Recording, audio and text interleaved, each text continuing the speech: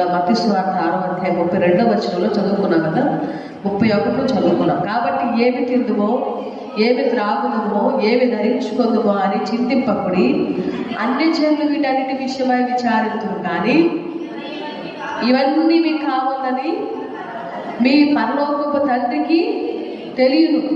ఏవన్నీ కావాలని, ఏం తినాలో, ఏం తాగాలో, ఏం ధరించుకోవాలో, మనకు తిండి, మనకు బట్టలు, మనకు ధరించుకోవడానికి మనకు కావాల్సినవన్నీ, మనకి ఏది ఇల్లు కావాలా, లేకపోతే వస్త్రాలు కావాలా, లేకపోతే ఆహారం కావాలా, మనకి ఏది కావాలన్నా ఆయనకి తెలుసు. మనకి ఏది ఇవ్వాలో, ఆయన ఏ సమయంలో ఎవరికి ఏమి ఇవ్వాలో ఆయనకు తెలుసు. కనుక ఆయన సమస్తము దయచేయడానికి సిద్ధంగా ఉన్నాడు. అయితే మనం ఏం వెతకాలి అంటే, మొట్టమొదట దేవుని నీతిని, రాజ్యమును మనం మొదట వెతికినప్పుడు మనకు కావలసిన వాటన్నిటినీ కూడా దేవుడు మనకి అనుగ్రహించుగాక. ఆమేన్. మొట్టమొదటి మనం అన్యజనుల వలె వీటన్నిటి విషయం మనం విచారించొద్దని దేవుడు వాక్యం చెప్తాడు. వేటి విషయం విచారించొద్దన్నాడు? మరి చూడండి, వేటి విషయం మనం విచారించొద్దన్నాడు? ఏమి తిందుమా, ఏమి తాగుదుమా, ఏం ధరించుకుందుమా, ఈ కరువు రోజుల్లో పనులు లేకపోతే ఎలా బ్రతకాలా, ఏంటి నా పరిస్థితి అని వీటి విషయాన్ని విచారించాల్సిన అవసరం లేదు. ఎందుకంటే ఆకాశ పక్షులు చూడ, విత్తవు, కోయవు, పంటను కూర్చుకొను, అయినను వాటిని ఎంతగానో ప్రభు పోషిస్తున్నాడా లేదా?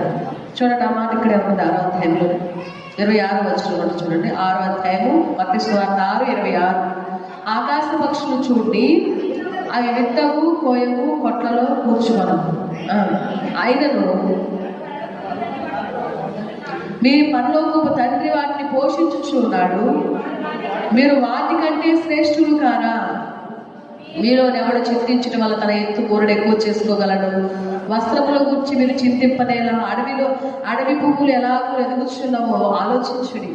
అవి కష్టపడము, వడకు, వైరలు తమ సమస్త వైభవంతో కూడిన సొలొమోను సైతం వీటిలో ఒకదాని వలెను అలంకరింపబడలేదని. నేడుండి రేపు పొయ్యిలో వేయబడు అడవి గడ్డిని దేవుడు ఎలాగో అలంకరించిన ఎడల అల్ప విశ్వాసులారా, మీకు మరణించుముగా వస్త్రములు ధరింపచేయును కదా. అల్ప విశ్వాసులారా అంటున్నాడు. వీటి గురించి ఆలోచించే వాళ్ళు ఏమంటాడంటే, అల్ప విశ్వాసులారా, మీకును మరణించుముగా వస్త్రములు ధరింపచేయును కదా అంటున్నాడు. అంటే అల్ప విశ్వాసంతో ఉన్నాం మనం. వీటిని అడుగుతున్నామంటే, ఈ లోకానుసారమైన మనం అడుగుతున్నామంటే, ఒక అల్ప విశ్వాసులుగా అన్య జనుల వలె మనం ఉండామని ఖచ్చితంగా దేవుడు మనతో మాట్లాడుతున్నాడు. దేవుడు నమ్మినటువంటి వారు వీటి విషయమై విచారించరు. ఏ విషయమై విచారిస్తారంటే, ఆ పరలోక రాజ్యం ఎప్పుడు వెళ్ళాలా, ఎలా సంపాదించుకోవాలా, రాజ్యం కొరకు అనేకుల్ని సిద్ధపరచాలా, అనేకుల్ని ఆయన రాజ్యం కొరకు నేను సిద్ధపరిచి వారిని దేవుని ఎదుకు నడిపించే విధానం కొరకు నన్ను, నా కుటుంబాన్ని, నా అనేకుల్ని దేవుని ఎదుకు నడిపించాలనేటువంటి ఒక సిద్ధపాటు కలిగినటువంటి వారుగా ఉంటారు. ఎవరంటే క్రైస్తవులు, దేవుడు నమ్ముకున్నటువంటి బిడ్డలు. అలాంటి ఆలోచన కలిగి ఉంటారు. మనం ఎలాంటి ఆలోచన కలిగి ఉంటామంటే, మనం ఎలాంటి వారు ఉన్నప్పుడు, ఇలాంటి ఆలోచనలన్నీ మనం కలిగి ఉన్నప్పుడు ఎలాంటి వారు ఉంటాం? మనం చెప్పండి, ఎలాంటి వారు ఉంటాం? అన్యజనులాగా ఉంటామంట. తర్వాత అల్ప విశ్వాసులాగా ఉంటామంట. అల్ప విశ్వాసులుగా మనం ఉండొద్దు, కానీ విశ్వాసము కలిగినటువంటి బిడ్డలుగా మనం వద్దుగాక. ఆమె అందుకని ఆయన నీతిని, రాజ్యమును మొదట వెతికినప్పుడు మనం చూస్తే మత్తయి సువార్త 6వ అధ్యాయము 32, ఇవన్నీ మీకు కావాలని మీ పరలోకపు తండ్రికి తెలియను. కాబట్టి మీరు దేవుని రాజ్యమును, ఆయన నీతిని మొదట వెతుకుడి, అప్పుడు అవన్నీ మీకు అనుగ్రహించబడును. ఇవన్నీ మీకు కావాలని మీ పరలోకపు తండ్రికి తెలుసు.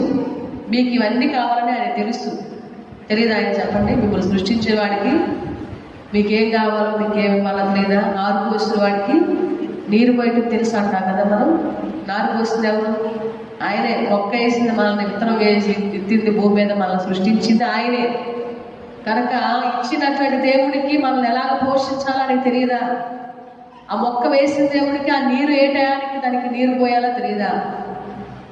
దారు వేసిన వాడికి నీరు పోయటం కూడా తెలిసిద్దంట. అందుకని మనకి విత్తనం మనల్ని ఇట్లా భూమి మీద సృష్టించినటువంటి దేవుడికి మనకి ఏ సమయానికి ఏది ఇవ్వాలో ఆయనకి తెలుసు. అందుకని మీకు కావలసిన వాటినన్నింటినీ ఆయన మీకు ఇచ్చుటకు ఆయన సిద్ధంగానే ఉన్నాడు. కాకపోతే మనం ఆయన నీతిని రాజ్యమును వెతకలేక ఆయన కార్యాలు మనము పొందుకోలేనటువంటి స్థితిలో ఉన్నాం. మనం మొట్టమొదట దేన్ని వెతకాలన్నాడు? మొట్టమొదట నువ్వు వెతకాల్సింది దేవుని నీతిని, ఆయన రాజ్యమును వెతకాలి. ఆయన రాజ్యం అనగా భోజనము పానము కాదు, కానీ పరిశుద్ధాత్మ ఎందలి ఆనందమునయ్యన్నది. పరిశుద్ధాత్మ ఎందు ఆనందించే వారికి ఉండాలి. అది దేవుని రాజ్యం అంటే. సమాధానం అని అన్నాడు. దేవుని రాజ్యం అంటే భోజనం పానము కాదు, పరిశుద్ధాత్మ ఎందలి ఆనందమును సమాధానమునయ్యన్నది అన్నాడు. తర్వాత ఏమన్నాడంటే మొట్టమొదటి ఏమన్నాడు? నీతి, దేవుని నీతిని వెతకాలన్నాడు. నీతి కొరకు ఆకలి దప్పులు గలవారు ధన్యులు వారు.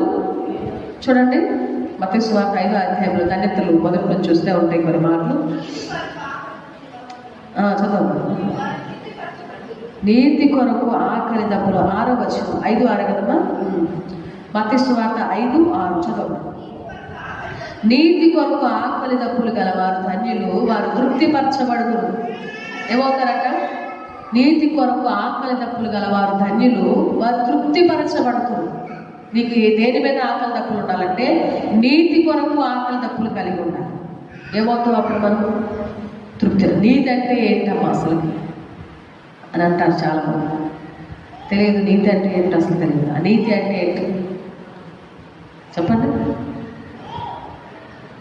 దేవుడు నమ్ముటే నీతి. గొప్పదేం లేదు, నువ్వు సాధించాల్సింది తెలియదేం లేదు అక్కడ.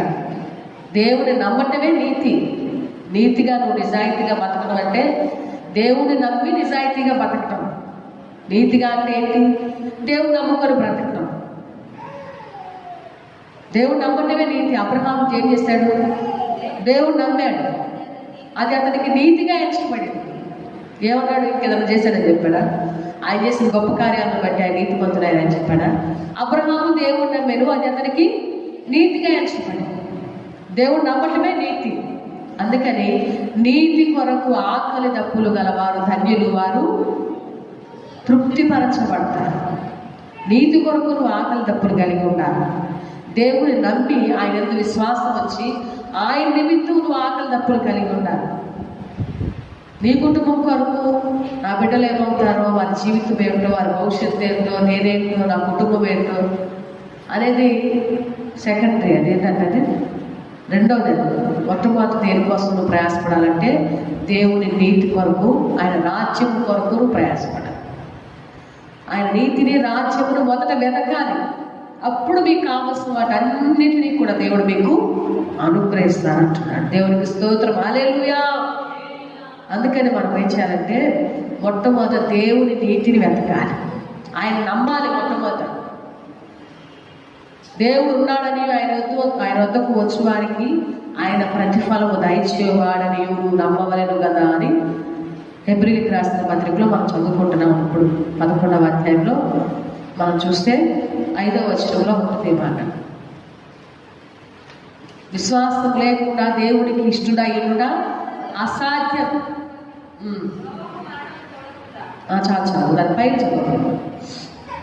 విశ్వాసం దేవుడి యొద్దకు వచ్చేవాడు, ఆయన యొద్దకు వచ్చేవాడు, ఆయన ఉన్నాడు, నిశ్చయముగా నాకు ఫలము ఇస్తాడు. నేను వెతుకుతున్నాను కనుక, ఆయన అడుగుతున్నాను కనుక ఆయన నాకు సహాయం చేస్తాడని ఒక నిశ్చయత, ఒక విశ్వాసం నీలోకి రావాలి.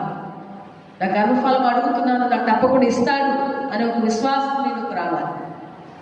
నేను ఒక విషయం, నేను నా బిడ్డలు మారాలి, నా భర్త మారాలి, నా కుటుంబం బాగుపడాలి, నా అప్పులు తీరిపోవాలి, నాకున్న సమస్యలు పోవాలి, నా బిడ్డలు బాగుపడాలి, నా బిడ్డలకు మంచి ఉద్యోగాలు రావాలి, మంచి చదువు చదవాలి, అన్నీ అడుగుతున్నాం మనం. ప్రతి విషయం మనం అడుగుతున్న వాటి అన్నింటినీ కూడా దేవుడు నిశ్చయముగా దేవుడు నాకు అనుగ్రహించాడని నమ్మాలని. అనుగ్రహించడానికి ముందే విశ్వాసంతో నమ్మాలి. అప్పుడు దేవుడికి కార్యం జరిగిస్తాడు. నేను ఏదైనా జరిగిస్తే నేను నమ్ముతాను అనే మాట తీసేయాలి. నాకు ఏదైనా దేవుడు చేస్తే అప్పుడు నేను నమ్ముతాననే మాట తీసేసాను. ఫస్ట్ నువ్వేం చేయాలంటే దేవుని యొద్దకు వచ్చేవాడు ఆయన ఉన్నాడని నమ్మాలి. ఆయన వెతికే వారికి ఫలము దయచేస్తానని నమ్మాలి. అప్పుడు నీ కార్యాలు చూస్తావు. నీ విశ్వాసాన్ని బట్టి దేవుడు నేను కదులుతూ ఉంటాడు. నీ విశ్వాసాన్ని బట్టే దేవుడు కార్యము జరిగిస్తూ ఉంటాడు. నీ విశ్వాసం లేకుండా దేవుడికి ఇష్టడుగా ఉండాలంటే అది అసాధ్యం. దేవుడికి ఇష్టడుగా మనము ఉండలేము. విశ్వాసం లేకపోతే దేవుడికి ఇష్టలుగానే ఉండలేమంటున్నాడు. అసలు చాలామంది ఎంతమంది ఎంత విశ్వాసం లేకుండా ఉన్నారు. ఎంతమంది దేవుడు విశ్వాసం కలగాలంటే ఏం చెప్పుకున్నాం మనం? వినాలి. వింటే విశ్వాసం కలుగుతుంది. అందుకని మరి ఏం చేసింది చెప్పండి? యేసయ్య పాదాల దగ్గర కూర్చొని దేవుని మాటలు విందా? విని దేవుని మాటలు చక్కగా తన హృదయంలో భద్రపరచు. అప్పుడు విశ్వాసం బలపడింది ఆమెకి. తన తమ్ముడు చనిపోతాడని తెలిసి కూడా, తన తమ్ముడు చనిపోయాడు లాజరు. చనిపోయినప్పుడు కూడా తను బ్రతుకుతాడని విశ్వాసంతో నమ్మినప్పుడు వారి జీవితంలో అద్భుతమైన కార్యాన్ని వారు చూశారు. పురోధారుడుగా తన తమ్ముడి వల్ల లేపుకోవడానికి దేవుడు కృపచ్చు. వారి పేర్లు ఈ హెబ్రీ పత్రికలో కూడా రాస్తారు. మరి కొందరు స్త్రీలు పురోధానం వలన చనిపోయిన వారిని తన తిరిగి సైతం వారు పొందుకున్నారు అని ఉంది బైబిల్లో. మనం చదివితే మా చదువుతారు ఒకసారి చూడండి. అది ఇక్కడే ఉంది 35వ వచనం. స్త్రీ మృతులైనటువంటి తమ వారిని పునరుద్ధానం వలన మరలా పొందిరి.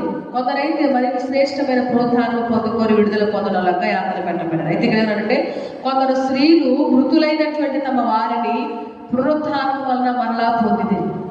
పునరుద్ధానం వలన మరలా పొందారు. బట్టే ఇది ఎందుకు రాసింది? విశ్వాస వీరుల పట్టిక, హెబ్రీలకు రాసిన పత్రిక 11వ అధ్యాయం. విశ్వాస వీరులు, ఆ విశ్వాస వీరులు, ఆ స్త్రీలు కూడా దీంట్లో రాయబడ్డారు.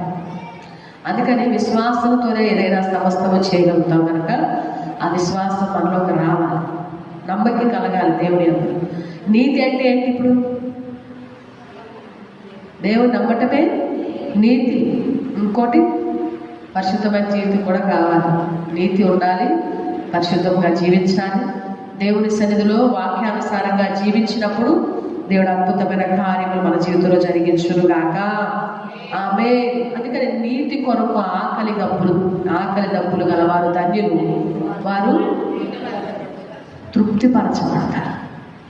నీతి కొరకు దేవుని నమ్మినందుకు నీవు శిక్షించబడినట్లయితే, దేవుని విశ్వసించినందుకు నువ్వు బాధపడినట్లయితే, దేవుని నమ్మినందుకు నువ్వు బలహీనపడినట్లయితే, దేవుని నమ్మినప్పుడు నువ్వు ఆ సమస్యల గుండా వచ్చినట్లయితే, దేవుడు ఒక రోజు నేను ఏం చేస్తాడంట?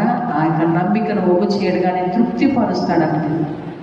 నీతి కొరకు నువ్వు ఆకలి దప్పులు కలిగి ఉన్నావు కనుక, దేవుని నమ్మి నువ్వు ఎదురు చూస్తున్నావు కనుక, దేవుని యందు విశ్వాసం నుంచి నువ్వు దేవుని సన్నిధిలో ఎదురు చూస్తున్నావు కనుక, దేవుడు ఏం చేస్తాడంటే నేను ఏం చేస్తా చెప్పండి? తృప్తిపరుస్తాడు. అందుకని మనం ఏం చేయాలంటే మొట్టమొదటి దేవుని మాటని వినాలి. మరియా దేవుని మాటలు విని ఉత్తమమైన దాన్ని ఆమె ఏర్పరచుకుంది కనుక ఆమె ఎదురున్నది ఎవరు తొలగించలేకపోయారు. అందుకని మనము ఉత్తమమైన దాన్ని ఏర్పరచుకోవాలి. దేవుని సన్నిధిలో కూర్చొని వినటానికి వేగరపడాలి, మాట్లాడటకు నిదానించాలి. మరి మార్త ఏం చేస్తుంది? విస్తారమైన పని పెట్టుకొని తొందరపడటం వలన ఆమె ఏం చేస్తుందంటే దేవుని మాటలు వినలేకపోతుంది. ఏదేదో చేయాలి, వంటలు చేయాలి, ఏ చేయాలి అని విస్తారమైన పని పెట్టుకుందంట. మనం కూడా పెట్టుకుంటాం, ఆదివారం పెట్టుకుంటాం కదా.